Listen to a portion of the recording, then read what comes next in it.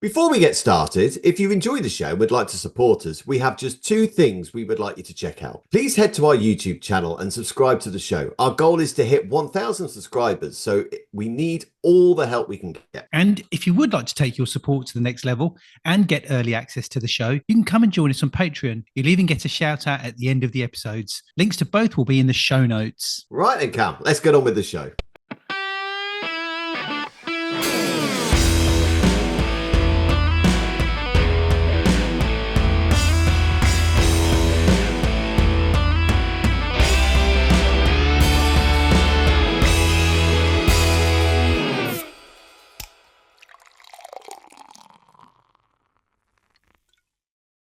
Hey, how you doing, Mark? I'm all right. Cheers, Cam. How you doing?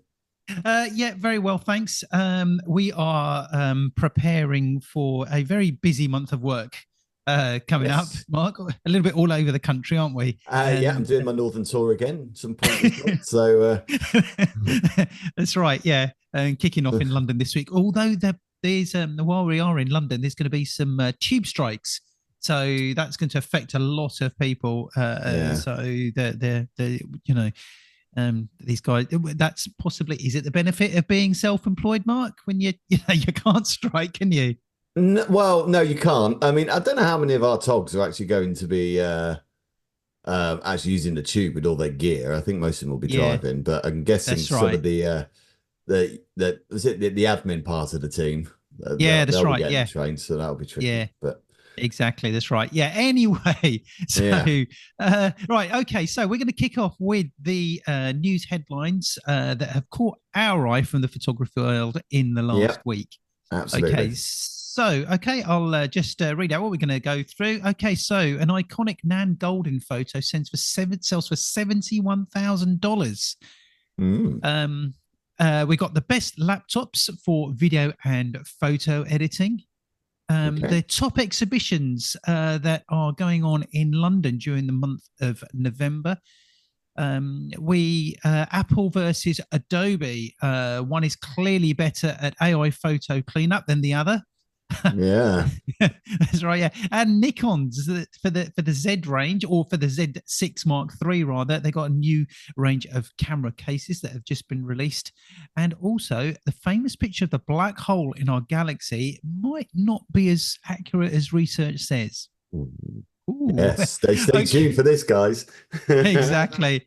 Okay, so Mark, an iconic Nan Goldin photo sells for 71,000 at the Leeds Photographica auction. That's a lot of money. It is a lot of money. It is a lot of money for a photo. Although I mean, it's not quite a Banksy, because Banksy tends to sell for millions, doesn't he? But I mean, it's art. I mean, photography is an art, but art. I mean, there's in a drawing or a painting. They do sell more than photographs, don't they? They do. I guess they do. Attract more, they do. Yeah. Because anyone can take a photo. Anyway. Yeah, of course they can. Elite's Photographica auction, best known for selling rare cameras for 6 and 7 figure sums, also sells photographic prints. And it recently sold a Nan Goldin photo for €66,000 or $71,000. Wow. And amongst the highlights within this auction, it was an image by the very well-known photographer Nan Goldin. So iconic image of Jimmy Paulette on David's bike, and it's a real premium sell. Now, the image also appears on the cover of an expanded edition of Goldin's 1993 book, The Other Side. And Nan Goldin was very well known. She spent years with drag queens and documenting the drag community. And she was very well known for that.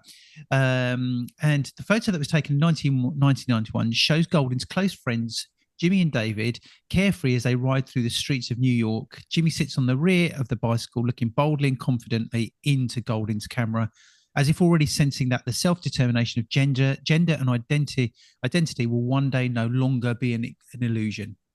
Okay. The image encapsulates the most significant attributes of Goldin's work: the intimacy of her portraits, the authentic subjects, powerful, engaging with social and political issues. when an image sells like this, Mark, what are Mm. your thoughts on it? I mean, that's a lot of money for an image. Well, it is. I mean, I think if you're looking at it as a sort of material thing, I mean, it's not, it's not the best technical picture. However, it's iconic, and anything that's iconic will sell for more, won't it? I mean, it is. I mean, I recognize this picture. I'm sure most people would. It's an Mm. iconic photo, and to own that actual photo is a piece of history. It's like owning the Mona Lisa, I guess. It's and that's why it goes for what it goes for. I am intrigued though. Who gets the 71K? I don't think it's Nan Golding, is it? Well, no, I don't know actually. I mean, going through the article, I couldn't actually see that. Who actually purchased the image. Where does the money go to? Obviously, Yeah, the auction gets its commission, yeah. which is But I which is wonder who fair enough. sold it. I wonder who owned it to sell it, and so Yeah, that's always exactly. interesting because that tends to Mm. be kind of glossed over a little bit. And Um, also whether the subjects in the photo received well, any. well, yeah, quite. I mean, did Jimmy and David get any of this? It's unlikely. Um, but I'm sure Jimmy and David did it because they're friends with Nan, aren't they? So I guess that's what it is. I'm sure they're quite proud of the fact that picture of them is sold for that amount of money. They don't Mm. own the work, so that's what it is.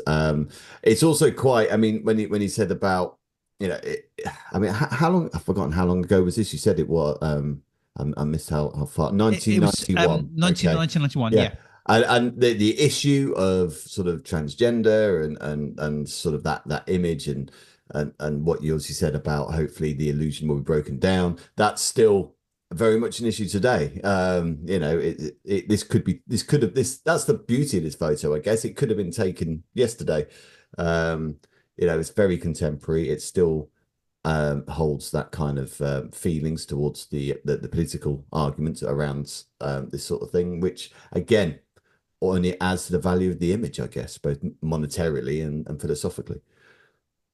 Yeah, that's right. Yeah, it's and one other thing I noticed about the photo, it's not dated in any way. I mean, No, it looks like it could have been taken, well, yesterday. yeah, that's what I mean. It's both the way it looks, what's in it. I mean, the clothing is a Mm. little dated, I guess. Yeah, yeah, Uh, yeah. there's a guy in the Um, background with some rather sorry. skin tight shorts on, which I mean, I guess they've come Yeah, back a little bit, haven't they? But yeah, yeah, not quite like that. Um, yeah. but yeah, no, it is. It's very contemporary in the Mm, feel of it, the imagery of it, and of course the political statement that it's making as well. It's a mm, very contemporary yeah, piece, so yeah, it's still very relevant. yeah. Good stuff. Okay, so Mark, as more and more people move over from desktop computers to laptops, would you agree that is? Do you think they are? When I say as people do, I'm just assuming that is the case. Would you say that's true in the Ah, photography world? I guess it's happening more. I don't know the numbers on whether more people. I mean, I still use a desktop. That's my main computer. I have a laptop when I'm traveling. I guess if you work for a company of some description, they might have their own computers, which are desktops. I think you still got a couple of desktops, haven't you? No, Uh, all gone. oh, they're all gone now. They've all we gone. went. We had 6 or 7 in the office before Yeah, COVID. They have all all gone. gone. We're Yeah. all laptops now. Mm. And I'm really glad as well. Really Well, glad. that's cool. I still love my desktop. I like having that. I like having that sort of permanent area to do work. And yeah, I do prefer that. And then if I need to shift over to my laptop, I can do as well. But yeah, no, I like having the bigger screen as well. I think that's Mm, the one thing I miss with laptops is that big screen. And a big mm. Apple screen is really good. Yeah, sure. Yeah, I mean, I tend to work on dual screen. So when I got my laptop open in the office, I've got a second screen as well. So a bigger screen Mm, and the laptop that I've got has got a big. It's a 17-inch screen, so it's pretty big. But you're right, having something like a proper desktop screen, particularly and the Mac screens are great. They're yeah. big. They're great. So the benefits of those are absolutely huge. But I think certainly for us since COVID, things changed dramatically. Well, they have for a lot of people. I don't know, and I've said this before. I don't know why I didn't do it several years ago. Why we didn't just go laptops. I don't know whether they've just advanced so much more in the last 3 or 4 years, or since Mm. around COVID. I don't think they have. I just don't think I ever entertained the idea of. Well, we were different then because we all work more remotely now. Yes, I've still got the office, but everyone, I think everything. that's more Mm, to it, isn't it? I mean, actually, I've kind of gone the other way because I had a PC. I then bought a laptop before I bought a Mac desktop. So I had that's what I was using my laptop for a bit, and then yeah, I got the desktop. So um yeah, it's odd. I like a laptop. I mean my recent laptop is brilliant. yep, And I know Apple have released a new one with the new M4 processor, I think, yep. which I'm sure will kick a fair amount of buttocks. But yeah, yeah, I know you said you got a 17-inch laptop, and not wanting to boast here, but the screen I'm looking at is 27 inches, and it just, Yeah, yeah. I It's just, great. Yeah, yeah, it's yeah. really good. So this comes from Wirecutter, and it was there. It says best laptops for video and photo editing. Now, of course, it comes down to just budget only, really, at the end of the day. But always get the laptop.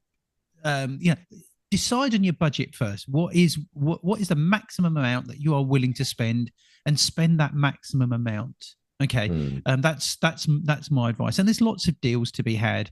But reading from their article, because it says videographers and photographers on the move need a laptop that can keep up with quick deadlines and handle any task from color grading to 4K video editing. For mm, professionals who need a laptop that doesn't compromise on processing power, color accuracy, or battery life, they say that the Apple MacBook Pro, the 16-inch M3 Pro, is their undisputed recommendation. But yeah. if you prefer Windows, the Samsung Galaxy Book 4 Ultra is the best option right now due to its processing power, portability, and screen. And it says in the more budget-friendly 15-inch M2 MacBook Air has a superb display for a laptop of its price, as well as a processor that's easily capable of editing 1080p footage.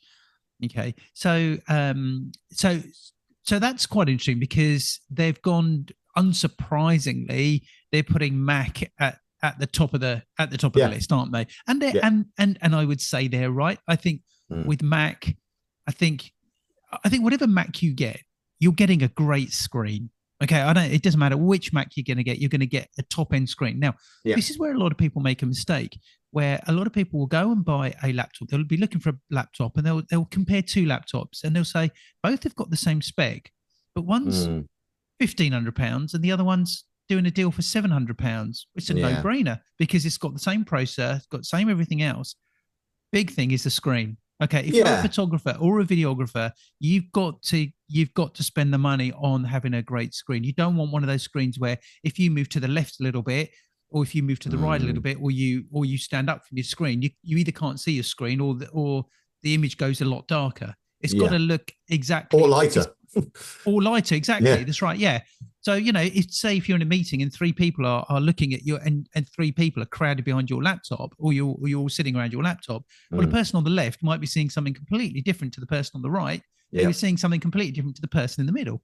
And the person in Absolutely. the middle, if he or she moves very slightly to the left or to the right, you can see the difference. It goes Mm. lighter or it goes darker. So I mean, I think that this is one of the things that people do actually forget. Now, Mike, did you just say that I think Mac have released or about to release the new M4? I think so. I mean, I don't know all the ins and outs. It's just something that I think I quickly read. I haven't done a lot of research, but yes. So this is the M3. I mean, when was this article written? From it was a couple Oh, of this is days ago. now. Yeah, a Yeah, that's couple of right. days Yeah. ago. So I mean, I'm guessing. I'm not sure if it's come out yet. The new M4. I think it's been announced. And I've been hearing rumors about it for a long time. It's been coming. But my laptop, and I think Jordan's got the same laptop, Yep. which has got the M3 in it, and it's just so good. It's just so quick. It's so good. But the other thing as well, and I know Macs are expensive. There's no two ways about it. They are a lot more money than the PC or the Samsung equivalent or whatever it is, right? They are. But But I think but everything is made by Apple. That's the thing. The biggest weakness I've always find with with PCs or laptop Windows laptops is that all the processing bits all tend to be made by different people. So Intel make the processor and someone else makes the motherboard and blah blah blah blah. Apple makes everything, so that's why they work better. That's why it's seamless, and that's why they cost more money. Um, and Yeah. I had my last laptop for about 10 years, 10 maybe even 12 years, perhaps.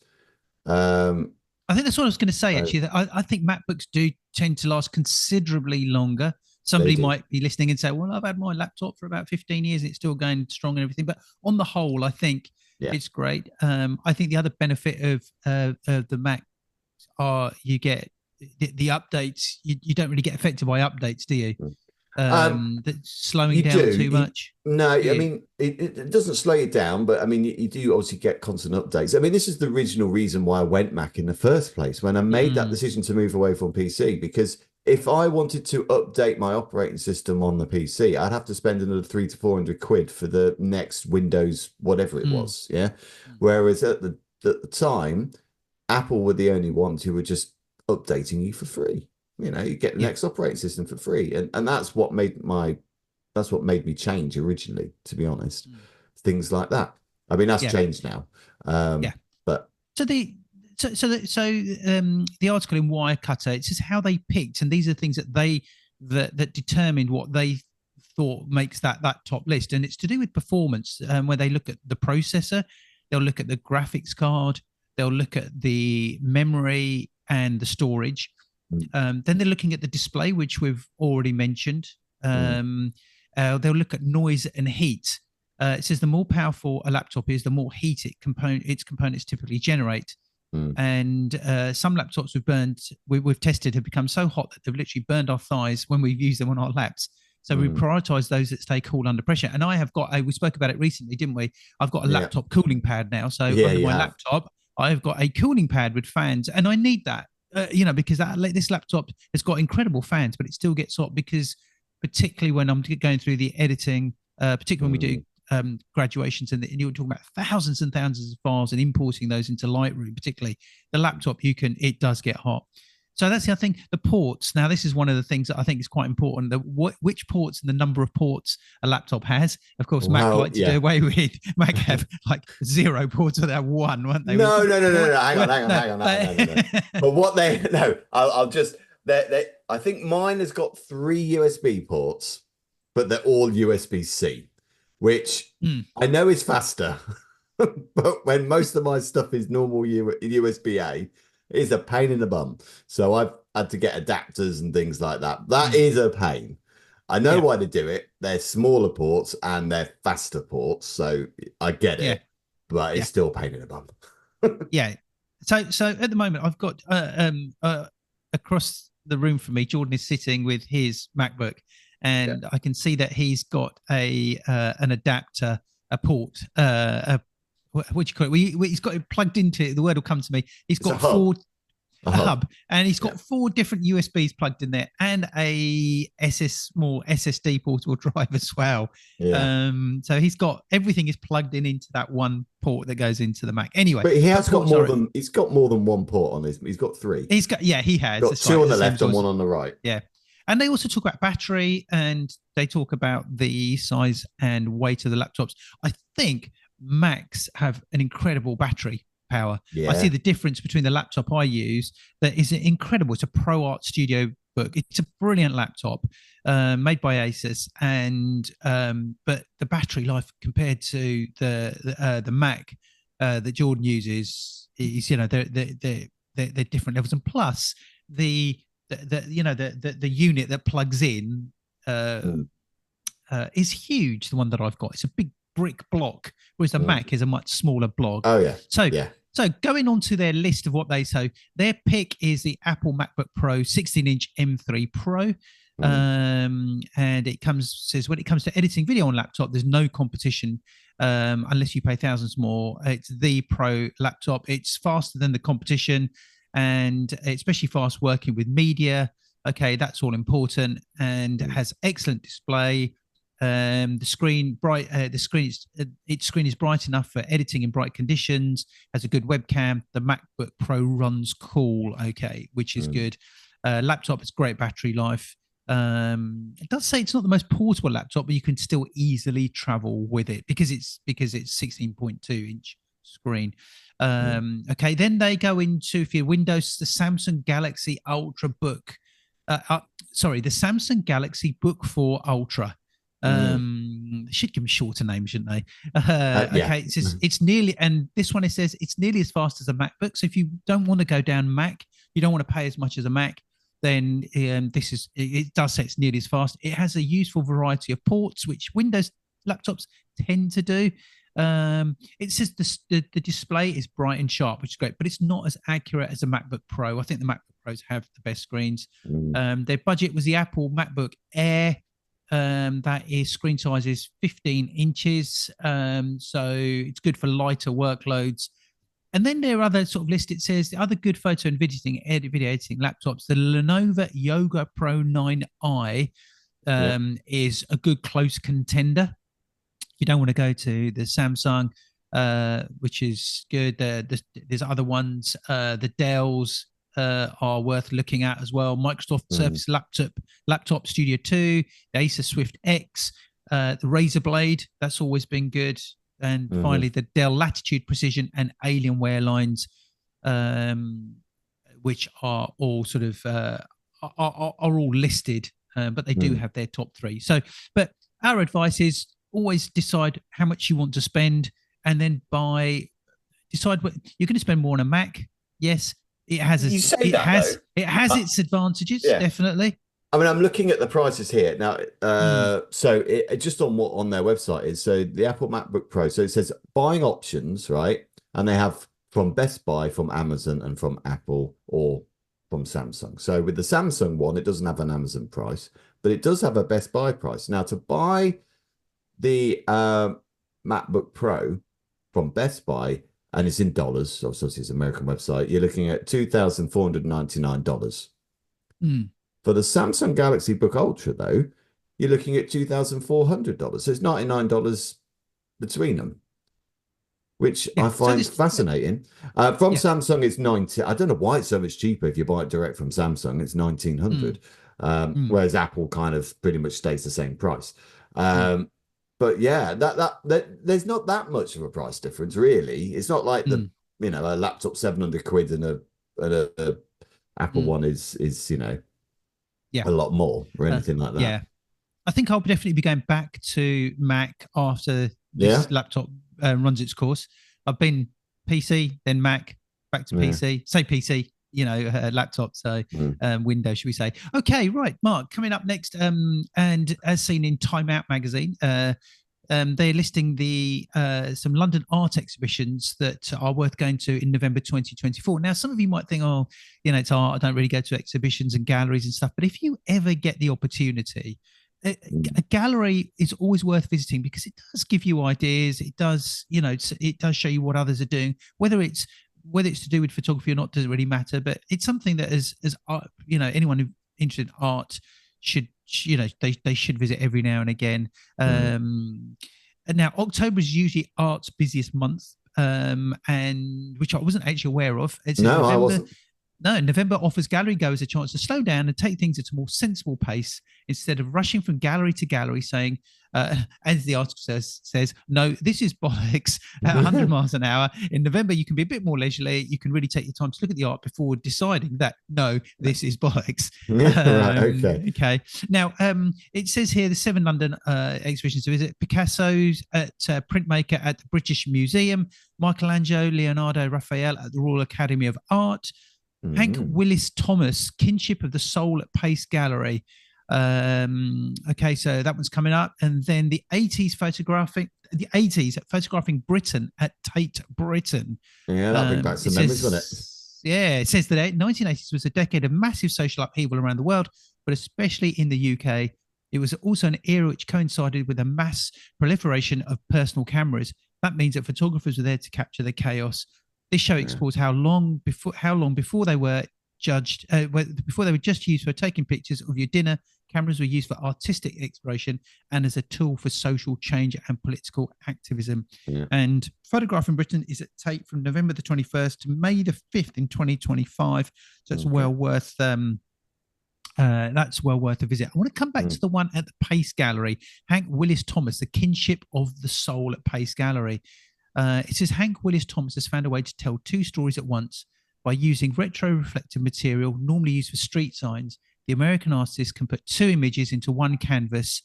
His work here tells dual tales of historical protests and the global fight for liberation. He's one of America's most he's one of America's most important political artists in recent years, and this will be his biggest show in the UK to date. And it's at the Pace Gallery from November the 20th to December the 21st. So it's only open Okay. for about a month, that I think is really worth going to. Mm. Other ones, Electric Dreams, Art and Technology Before the Internet at Tate Modern. In a post-Photoshop age, it's hard to imagine how they made digital art before computers were good, cheap, and widely available. They make it, but make it they did. And the Tate is celebrating those early innovators of optical, kinetic, programmed, and digital art. There'll also be the chance to try out pre-internet tech in each room. So you can, what it's like to send, so you can see what it's like to send memes via fax machine for some people that never use the fax machine. And Electric Dreams Art and Technology Before the Internet is at Tate Modern, November the 28th till the 1st of June, and that's £22 to get into. That would be really good. That'd I think be an that's going to interesting take one. people Yeah. back in time. Good stuff. Okay, Mark, do you want to do the next one? Do you want me to shout out? Yep. So I mean, not a long one. So this is another Apple story. So Apple versus Adobe. So this is from Petapixel. Apple versus Adobe. One is clearly better at AI photo cleanup, and there's the obviously the Adobe removal tool, which is in like in products like Lightroom, and we have cleanup by Apple. And just going through, I'm not going to bore you with all the sort of testing and all that kind of stuff. Do check the Petapixel article if you want to see it. But surprisingly, Apple seems to be the overall winner. Which really, yeah, I mean, Apple's obviously a great great company and very innovative. But this is this is Adobe's this is Adobe's field, isn't it? We're playing on their pitch here, and it just seems to be that the Apple one just seems to be doing very well. This is just obviously for cleanup. So yes. This is it's an AI removal tool. So the conclusion is, it's an excellent showing for Apple's first attempt. Right. So yeah. So Adobe does plan to charge for generative tools for use for its tools in the future. And if you've got something like this from Apple, maybe that'll change the mind. I don't know. So it goes on the other side of the coin. Apple's first attempt at an AI removal tool is generally a success. I wouldn't say it gets full marks, but it at least does what it promises. It cleans up images by removing unwanted objects. The elevator photo and the power lines, which were tests that they did, are perhaps the best wins, with results that I would say look very real. Cleanup's results is also very predictable, giving the same result every time I process the images. That's probably because Apple's system is very focused on removal, which is easier to code and provides a more consistent result compared to Adobe's, which is running on an AI model that also generates images out of thin air. So, it's because I guess it's a dedicated removal tool, whereas Adobe's does other things as well. But yeah, so if you've got something that's really stubborn in Photoshop or Lightroom that won't be removed, yeah, you might want to try this app out. Yeah, I'm a little bit not I do very little image editing. So, and I know you do a lot more of it. I've sort of lost what I did sort of over the years, and so it's something that that I do still find interesting. I always to brush up on my skills, but it's moving so quickly now. Particularly, the whole AI process with editing and everything, that it's interesting to see that that Apple is, at least according to this article, comes out on top. So yeah, well, it looks like it does, and I mean, you say you need to brush up on your skills. Actually, the skills are you don't need them anymore. It's like the darkroom skills. Press a button. Yeah, that's it. I mean, the idea of being able to use the patch tool amazingly well, to get rid of things. I mean, it's going to become a thing of the past. Okay, Mark, and to finish off on the headlines from around the photography world that grabbed our attention in the last week, there's a famous picture of the black hole in our galaxy that might not be as accurate, research says. Yeah, so the picture initially published in 2022 after years of intense work by an international team called the Event Horizon Telescope Collaboration was a stunning insight into the swirling mass that sits at the heart of the Milky Way galaxy. The image famously showed a donut-shaped ring with a round orange shape and a dark hole in the middle. The dark region in the center is the black hole itself, and the orange shows the gas that has been heated to intense temperatures by the powerful gravitational forces around it.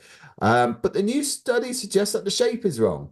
So I'm not going to go into why the shape is wrong. Do check out the article. But yeah, Cam, what do you think? Yeah, when you first read and go through it and hear about this, you think, well, this picture of the black hole, it says in our galaxy might not be as accurate. It comes from the Independent here in the UK. And then what I would say is it's not really inaccurate. It's not been photoshopped or AI'd. Okay, it's just the way that the images have been recorded just potentially shows some inaccuracies. And I said we don't really know enough about this because it's quite in depth. But something like this, it's only going to get better. It's not something that's been doctored. I think when it comes to space photography of space and all that, astronomy, that's the word I'm looking for. Yeah, I think so many people have got a huge interest in that. So this article is going to attract that interest as well. So, but yeah, absolutely. I mean, it kind of blows my mind on how it's done. I mean, I guess it's done how sensors work in their digital camera, but it's not like I don't think they're reading light, are they?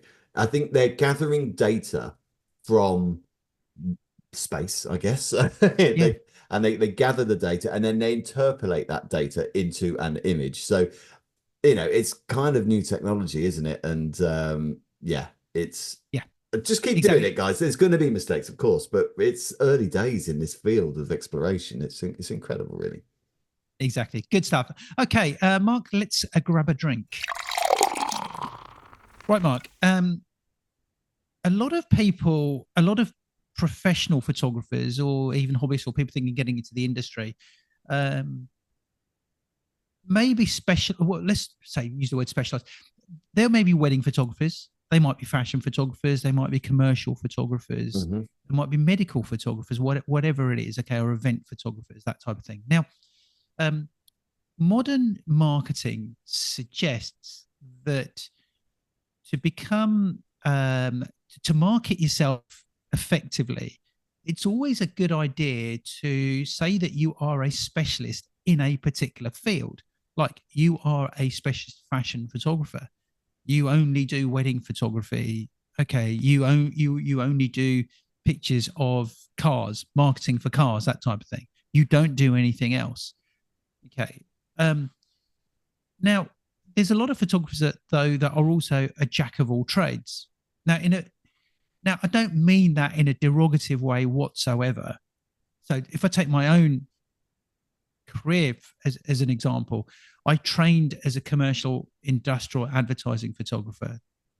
And then I trained as a wedding photographer. Okay, now when I say trained as a wedding photographer, I spent 3 years with a photographer, a very experienced photographer training. He was showing me how to do weddings. And it was 3 years before I went out and shot my first wedding. Okay, so I didn't just go and do a friend's wedding. Okay, so I trained in advertising, commercial, industrial photography. Then I trained in wedding photography. Then I did my teaching degree. Then I did some teaching. So I've trained in lots of different specialisms.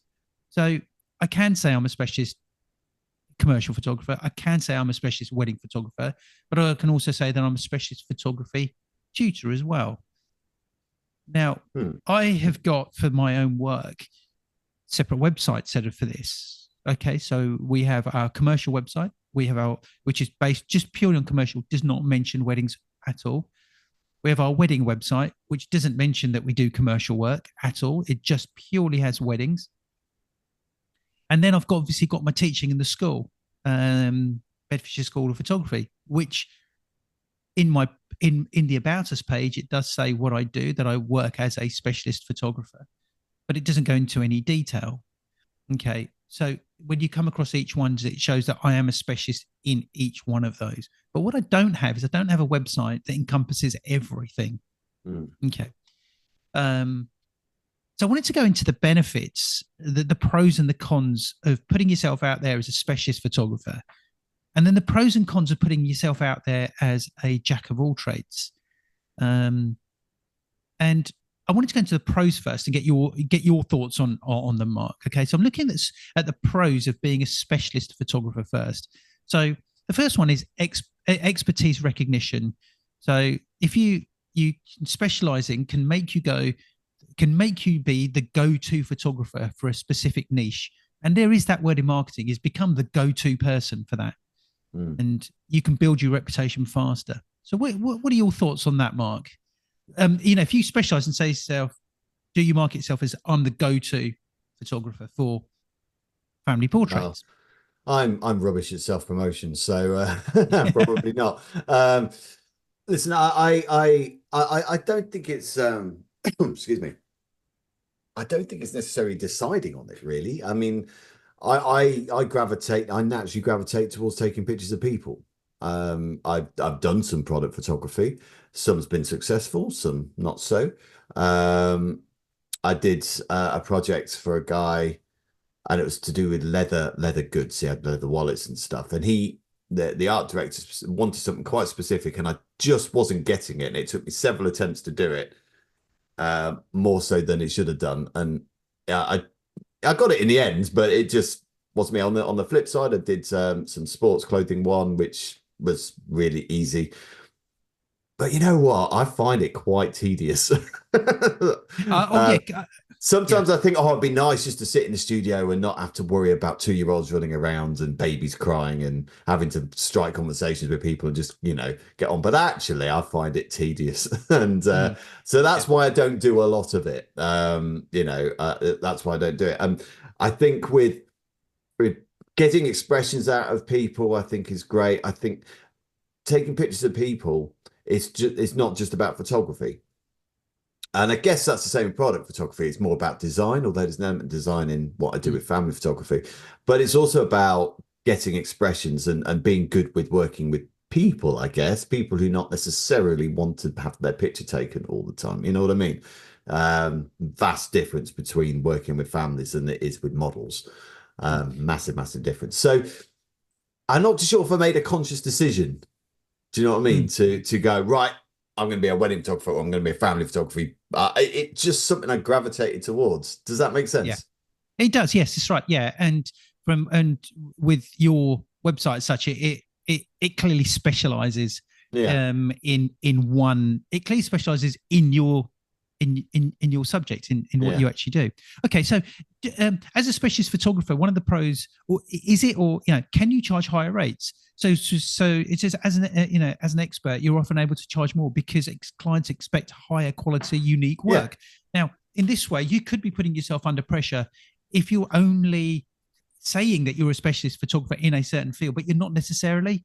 So you've got to be very careful of that as well. Don't just say that you're a specialist and you're not really. I think to be a specialist, you have to be working at it for a while. I can confidently. I've been taking pictures of families since 2005. So I'm coming up to 20 years of doing it. You know what I mean? That makes me a specialist because I've encountered all sorts of different people. I've encountered all sorts of different age groups, animals, anything that makes the family. So, and I'm sure my clients will tell you, I do charge a premium. I do. And that's because I don't think many other people can get what I can get. So, and I fundamentally believe that just because of the amount of time I'm doing it, because of my personality, the way I am with people, I just think I can get something extra out of people that maybe other people can't. And I'm quite happy to say that, which is why I charge what I charge. Okay, right, and then the last one on the one of the pros. I mean, I'm just going for the sort of like three as branding yourself as a specialist photographer is that you can create a strong brand. Okay, if you've got a clear niche, you can create a recognizable brand, and I think then you can then start to attract more customers, loyalty from your existing customers as well. by really putting yourself out there, creating that special that a separate logo for what you do. The whole brand becomes that this is all you do. You are a, say, I don't know, specialist in, say, jewelry photography, say, for example. Now, when you know, if you're a specialist jewelry photography, you're probably very, very good at doing product photography as well.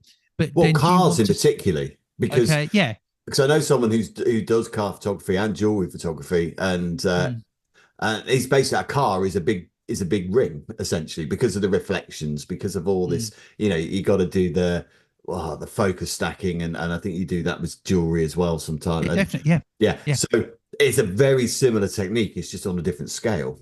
Exactly. Now, the thing is, I would say that is if, say, I was going to brand myself as a specialist jewelry photographer, and then do I also then put on pictures of cars and things like that? So this is the whole thing. I think Yeah. if you want to say you're a specialist, no, you only have jewelry. You really have to create that, that brand. If you want to say you do cars and have that as a separate brand. Okay, so some of the cons of being branding yourself as a specialist photographer: limited flexibility. Now it says focusing on one niche. It makes it harder if you pivot. Could make it harder for you to attract more work. So if you are, let's just say, again, a specialist product photographer, but you know what, you can do a load of other stuff, but you only brand yourself as a specialist, product photographer, you can potentially lose out on more work. And then the other two, economic risk, okay, is that you branding yourself or pigeonholing yourself in just a one small thing. If you suddenly find out you're a specialist product photographer and things, maybe you're going through quiet periods, and you've not put yourself out there as being able to do other work, then, is that something that could have economic, economic things that might become economic problems that might, Yeah.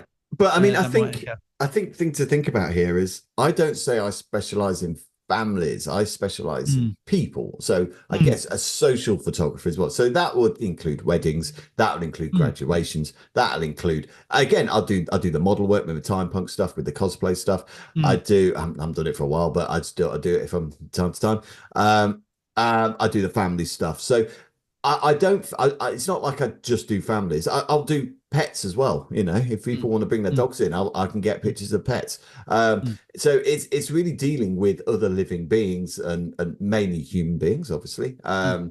So I don't think so. I think if you just say I only do pets and that's it, then yes, I think you are very, very specialized and you're very, very.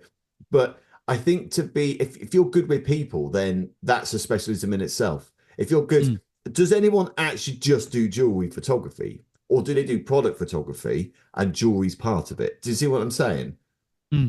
Because I think if it's only jewelry and not, I don't know, Coke cans, then you are. I can see that. But if you're a product photographer, there's a massive range of things you can do within that product industry. Yeah, so because I'm not sure about that. I'm not sure about what they were saying there in that article, to be honest. Because our commercial site shows jewelry photography, it shows all sorts of product stuff, because we encompass it as one, and we say that we're specialist commercial photographers. Okay, so, and the third, say it's not a con. I don't mean, when we say pros and cons, is market saturation. Like wedding and portraits. Let's say wedding photography. It's really, really difficult to make yourself stand out. Now, there's the price element where you can stand out. You could be very cheap, you could be very expensive, but I find more and more wedding photography, it just looks the same. It's difficult to, how do you separate yourself? Some people try and create a niche, but it's too. I've noticed some people saying we shoot film. It's like, well, say you shoot film, right? But wow, really, well done. Right? They're trying to create something to say that they're different, and fair play to them. They're trying to do that, but it's too. I mean, how many people are really going to go out there and be saying, "Yeah, I'm looking to have my wedding photographed on film. It's got to be shot on film." And then you've got a lot of photographers that they have a let's call it a filter style to their images. Their branded style that are presets or their presets that they've created. But the thing is do you, no, what I'm saying is that that's fine, but what I'm saying is, are you limiting yourself, by saying that's my style and that's all I do? And that could be detrimental if you become a specialist photographer. I guess it depends on what it is. So I have okay, so I've discussed this many times before. I hate the word style. Okay, Yeah. I haven't gone out and gone, I want to be this style, right? Mm, I've just shot how I shoot, and people mm, can tell when it's my work, and mm, that is my, I guess, my style. I've inherited it, but just by the way that I work. And mm, there's certain things I do in Photoshop that might enhance that. But I think generally you can tell what is my work and what is somebody else's work, I think. mm, Um, that's nothing to worry about, I don't think. If you rely on technology and filters to be a style, then yeah, mm, I find that quite not vacuous. That's it's skin deep, isn't it? It's a skin deep mm, style, I guess. It's not mm, really a style. You're just using some Photoshop thing, which other people can use and mimic. But there is a certain way in which an image has been created. I think again, I'm just going back to a photographer that I really liked, was a photographer a colleague introduced me to when I was working at Venture, and it's a guy called Dave Hill. I'm not sure if you've seen any of his work, but at the time he was doing, it was the beginning of the HDR sort of feel, but it was portraiture, and he got a lot of celebrities, and they look like these film scenes, but they don't look real. They look almost not cartoon. They look like illustrations, but they're not illustrations. They are photographs. Now, that was a certain Photoshop thing that he put together, but it wasn't just that. It was the way he composed his photographs. It was how he created the photographs. He did a lot of green screen stuff. He did a lot of prop work within that as well. So it was his hyper real, but that was his style, not just because of the Photoshop techniques he used. Do you know what I mean? mm, Um, so, mm, so yeah, I think if you are reliant on that, then that could be an issue. But really, it's about the type of, you got to develop your own voice really. And just using a filter is using Photoshop's voice, really. sure. Okay, right, good. So now we come on to being a jack of all trades photographer, and I don't like the term jack of all trades No, because I it's don't. quite Yeah, demeaning. yeah. Even the we use the word all rounder, because most of us are like all rounders. We'll have a go at anything as a photographer, Mm, But let's just for the sake of this pod and a title to it, we'll just call it jack of all trades. And some of the pros, I'm going to give you three of the pros. If you market yourself as a jack of all trades photographer, one, okay, great versatility. Okay, you mm, can say that you've got flexibility in different styles. It allows you to take on a wider variety of projects. You can help to change in demand. Your client might say, yeah, we've got this great photographer we use for this and this, and he or she does this and this, but we're looking for something a little bit different. So perhaps we now need to look at another photographer because the photographer we use has been great, but specializes in this. mm, Okay. So that's where what you want your clients to be saying is, yeah, we've got this great photographer. Yeah, she will be able to do this, no problem. Let's tell yeah. them what we want. We're looking for something a little bit different. Let's have a look at this. So it does offer you greater versatility if you are, as one of the pros of being a jack of all trades. Okay, you have a broader client base. Okay, so you can attract a wider range of clients, and from portraits to events to commercial work. And that allows you then to create a more sort of consistent income stream as well, because at the end of the day, one of your commercial clients might say, I'm getting married, or my son's getting married, my daughter's getting married, or I put somebody asked me to recommend a photographer and I'm just giving them your name. Mm, They might say, oh, do you do do you do family portraits? Would you know anyone? And if you say, yeah, I do family portraits, oh great, okay. So you can build up a broader client base by branding yourself as a jack of all trades. mhm, And creative freedom is another sort of pro that I've said. mhm, I think what it allows you to do is if you're, say, an event photographer, you can start to use those skills in portrait photography. Now, I'm not talking about actual photography here, but I'm talking about the way you respond to people, the way you communicate with people. Okay, it can improve all of that as well. But you might find some product stuff might in something that you did for maybe some cans of cola, shall we say? Mm-hmm. Okay, no, okay, cans of cola. You Cola. might think, wow, do you know what? I love the way I lit those. I'm going to try that in the next jewelry shoot that I've got. It start to, it'll start to create different, different ideas for you. And coming to some of the cons of being a jack of all trades photographer, is do if you're a jack of all trades photographer, do people then say, right, okay, we're looking for a really good jewelry photographer, but this guy does all sorts. He does products, he does cars, or she does, property. Is an architectural photographer. So we're really looking for somebody who's a really who specializes in jewelry photography. Now, that jack of all trades photographer might be doing a hell of a lot of jewelry photography and might be really good, but they might end up going to somebody who brands themselves as a specialist jewelry photographer, but might not actually be as good, but it's just decided to brand themselves as a specialist. Okay, so you might find that if you brand yourself as a jack of all trade photographer, some people might have a lower perceived expertise from your clients or from potential clients, shall we say. And then the last one is challenges in marketing. I think this is the biggest one. If you're a specialist jewelry photographer, it's much easier to market yourself because you're dedicated to one thing. But if you're if you're a generalist photographer, it can become really complex, and it then becomes harder to attract specific clients, maybe higher paying clients, people looking for specialized skills, because you're having to show a bit of jewelry, you having to show a bit of product photography, you having to show some family stuff, you having to show some event stuff that you do. So your marketing is got to be really on point if you are a jack of all trades photographer. It takes up a hell of a lot more time of your time as well. But what are your thoughts, Mark, on the jack of all trades? Well, I like you. I don't like the phrase. No, but and we don't like the phrase, but I'm a jack of all trades. Yeah, but you're not though, as far as marketing's concerned, because you don't mix them up. So, and that's the way to do it, really. So, someone who looks at your industrial and commercial website won't be thinking, "Oh, he does weddings." Do you know what I mean? And vice versa. So that is obviously the way how to market it. And if I understand you're sort of getting more work from different areas with that. And if you can do it, that's absolutely fantastic. Well, go for it. I don't believe that if you decided to do family photography, that you'd be as good as me at doing it.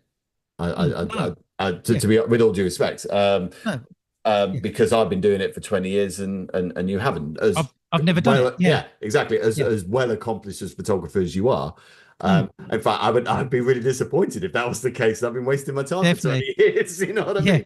I definitely. I've never done it, and I don't pretend to be able to be a family photographer. So I think, but you do deal with people when it comes to weddings. Weddings and events. But weddings and events is different because I think it's less apart from the romantics, I guess, but in some respects it's less personal than spending an hour with just 4 people. Do you know what I mean? So there is a difference in how you deal with it, and of course you look for different things as well within the photography. Expression is so much a key thing to get in family photography, not so much in wedding photography, I guess. So there's all these little nuances that maybe say another wedding photographer, I can do family photography, may not understand those nuances. But look, I think if someone came and asked me, could you possibly take a picture of, these Coke cans or whatever, or cola cans, sorry, that I've got, do you reckon you'd be able to do it? My answer would be, yeah, I reckon I could be able to do it. Would I be able to do it as good as you can? Probably not. Because again, you've got a lot more experience at it than I have, and you'd be able to do it better. But I know how to light things. But I don't think my heart would be in it because, like I said earlier, I find it tedious. So, Well, actually, that's a good point. I'm going to be really open, sort of open and honest. I know, Mark, when we shoot weddings together, sometimes with you'll get some lights out to do some shots of the bride and groom, yeah. maybe later in the day, and you're really good at that. Okay, with the Thank you. lighting of people and portraits of that, and I'm not.